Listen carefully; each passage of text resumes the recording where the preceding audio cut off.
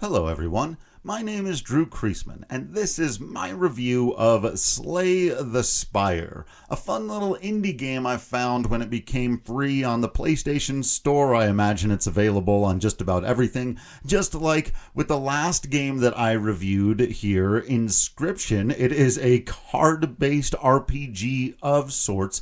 Unlike that game, it's not nearly as clever with its myriad of interpretations or visual styles or some of the things it does with kind of sneakily having a story and characters and mysteries to unplug and figure out. Slay the Spire is a much more straightforward card-based game. If you've ever played anything like Magic the Gathering or Pokemon or stuff like that, there's a ton of them. Those are just the ones I happen to be the most familiar with. It's a lot like those games, right? So let me give you just a little basic breakdown of how it works. I'm not going to get too in depth, obviously. If you're familiar with these types of things, you know it changes, but just so we're working with the right things, we've all got the right thing in mind here. And then I'm going to talk about some of the things I really like about it and some of the stuff that I don't particularly love.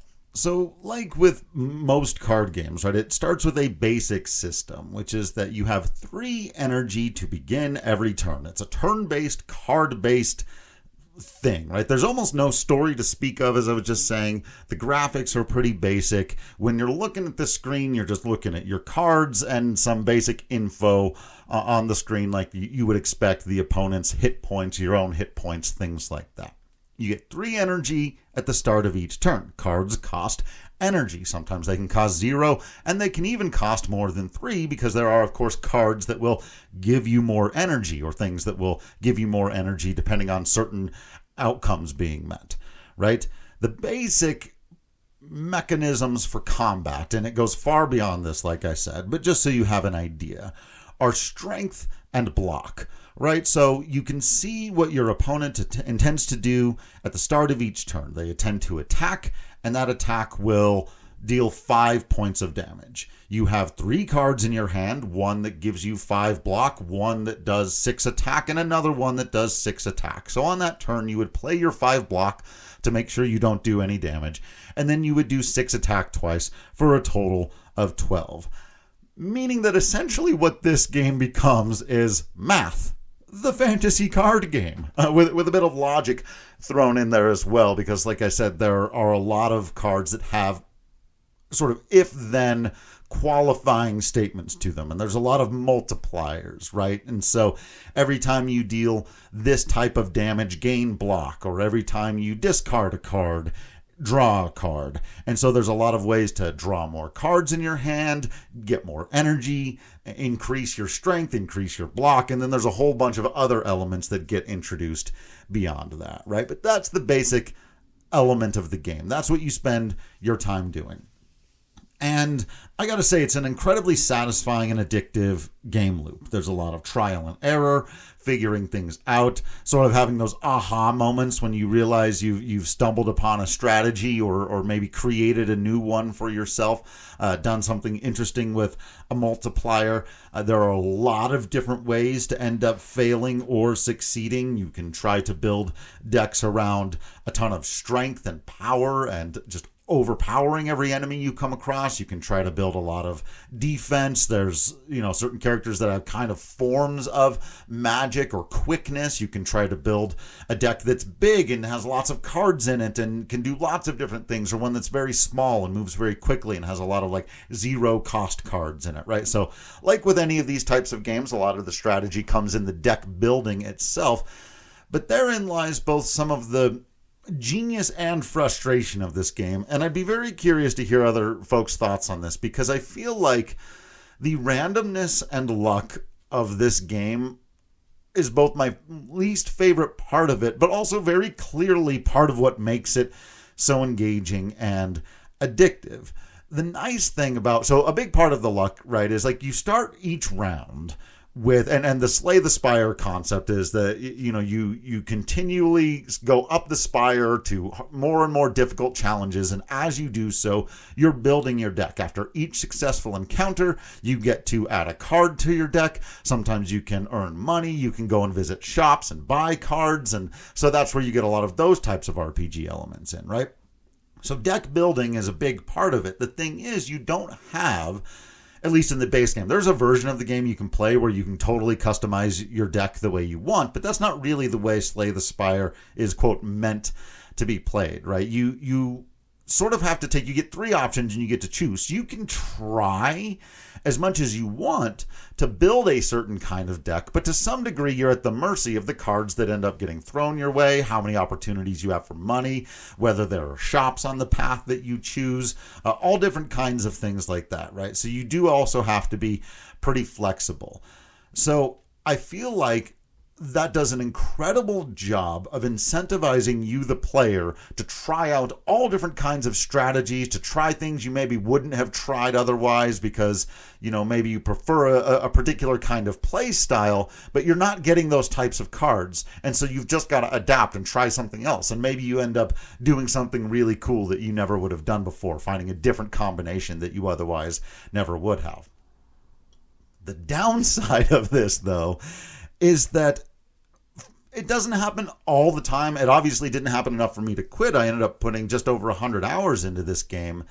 But you can lose sometimes. You can build an incredible deck, make all the correct strategic decisions, go through the first couple of rounds and just be slaying the Spire, as it were.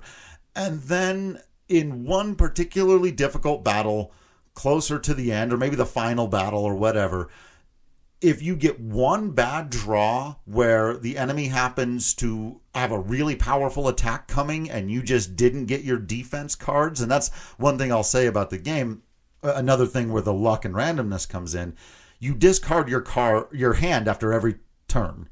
And so you can't plan turn to turn. You have to build your deck in such a way that any 5 cards that you draw could be useful, which makes it very difficult and can lead to these moments where I've had decks that were absolutely built for defense. Decks where I actually got like trophies for some of the highest defense I've ever accumulated. But then I happened to, on one turn, draw only offensive cards when the enemy was doing its biggest, most powerful attack of the turn, and I just got wiped out. End of game. And of course, you have to start all the way over back at the beginning, right? You have a certain number of hit points. At the beginning of the game, they only replenish between the big boss battles at the end of the 3 acts. But there are certain things you can do to replenish your hit points as well. You can buy potions and spend money, or there are rest sites where you can either choose to upgrade your cards or regain hit points, or sometimes get certain artifacts that can give you qualifiers and things like that. So it's a series of decision making. It's the type of game that I really love playing when it's late at night. I'm really tired. I don't have the energy for something like MLB The Show or Spider-Man whenever I hop back into that kind of stuff, like the action, even Final Fantasy 16, right? That's too intense for when I'm just kind of laying there late at night. Sometimes I would play a game like Civilization in a similar type of mode, right? And I love this game for that type of thing. I can play it with one hand. Just, there's no active time battle. It's 100% turn-based. Nothing happens until you choose to go, and you choose when to end your turn and all of that kind of stuff. And so, yeah, I have found it to be incredibly fun. Like I said, it can be very frustrating at times when you feel like you've lost only because of extraordinarily bad luck. I will say that's rare enough that because that the next playthrough is going to be different no matter what you do, you can almost always just grumble, take a break, do whatever. Maybe you turn it off for the night, right? But then you go back in the next night and you play a few more rounds of it because it's going to play out differently. And you're curious to see what new combinations. If you're the type of person that plays Final Fantasy games and you have just as much fun in the menus, like building your materia builds or doing gambits in Final Fantasy 12 or Final Fantasy Tactics stuff, job system stuff, any of that type of thing, if that is your jam, I think you will enjoy Slay the Spire on an intellectual level. I do laugh at myself how much it is a game about math, considering it's not my favorite or strongest subject. I've busted out the calculator once or twice because there are a handful of times where it's okay, if I do this much damage and they're going to do that much damage, I've got this much block, they've got that much block. But every time I do, X amount of damage, I do an extra damage. So I've got to, and then I'm busting the thing out like, all right, what exactly am I set up to do this turn? And it can get pretty intense and interesting and wild and complicated. And it is a difficult game. I will give you that warning as well. But I do highly recommend it for those of you that enjoy that type of thing. It is very much the thing that it is. Where Inscription, I felt like I could recommend to people who didn't necessarily love card games and things like that, because it did such a clever job of making that intuitive, and it had plenty of other things to offer that somebody might enjoy from an aesthetic standpoint or just an experience standpoint. It's a unique game. This is just like, it could very easily just be an actual card game on the table if you could like randomly generate the enemies or whatever to have them appear, because it functions very much that way. So it's pretty fascinating. I very, very much enjoyed it and spent a lot more time on it than I thought I was going to. So I highly recommend you check out Slay the Spire if that sounds like your kind of thing. If you have, or you end up doing so, please let me know what your experience is with it. How frustrating did you find the luck elements of it? Do you feel like the game could have been improved upon? Because I feel like other than that, it's just an extraordinarily deep, to do the flip side of what I was doing a second ago, if Inscription is cleverer in its presentation, it's also nowhere near as deep as Slay the Spire. So if you're looking for an incredibly deep card-based RPG system that you can really dive into and try to figure out ways to perfect and sort of endlessly play the game without ever fully being able to perfect it, this is definitely your jam. So let me know what you think if you have played it or if you intend to. I'd be very curious to keep that conversation going on out there on Twitter, or more preferably in the Discord channel. If this is your first time listening in, thank you and welcome. I hope that you will consider giving a subscribe to either the DC Productions Discord channel or FF Weekly, or both, I suppose. If you've got $2 a month to spend, it's just the $1 a month, like I said, for one or the other. Lots of stuff going on in both places. Like to review other random video games on both sometimes, like I'm doing right now. But we have a lot of fun talking in-depth Final Fantasy, obviously on the Final Fantasy Weekly Patreon, and over on DC Productions. Anything and everything nerdy on the table. We've done a lot of Lord of the Rings and Star Wars, but also Teenage Mutant Ninja Turtles, Marvel, DC, all kinds of stuff over there. It's been a blast. So I appreciate you for listening into this one. I hope you will continue to be absolutely awesome out there. I will continue to be absolutely Drew Creasman in here. And until next time, I will see you out there in the world.